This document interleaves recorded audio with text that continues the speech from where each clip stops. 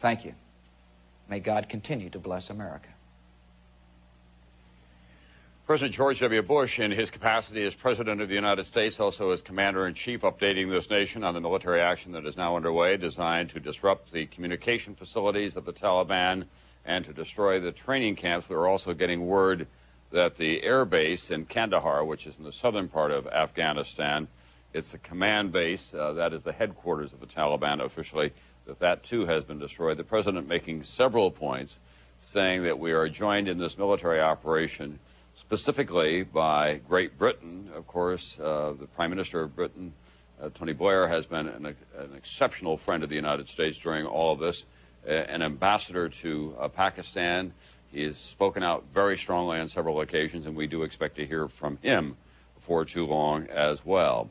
The President then talked about the food and emergency supplies and medicine that would be dropped to the beleaguered other people in Afghanistan, reaching out, as he has for the last 10 days or so, to the Islamic people who are not yet committed to the radical view that Osama bin Laden has so vigorously embraced. And he talked about the fear in this country. So many Americans worrying about another attack of some kind, especially now that American military action has begun.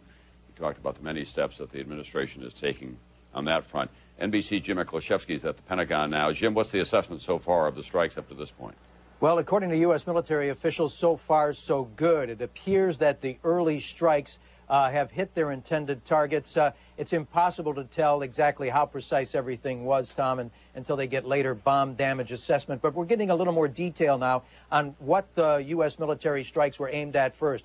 Most critically, command and control, from which the Taliban would direct any kind of military response, especially air defenses against the U.S. Early targets also included air defense system and power grids. We were hearing reports from the area that Kabul went dark. That's because the electrical systems there were targeted in those first strikes. And in terms of weapons, Tom, that were used initially, we're told that the first wave of strikes were conducted with unmanned Tomahawk missiles, therefore ensuring the safety of any U.S. pilots that would come in later.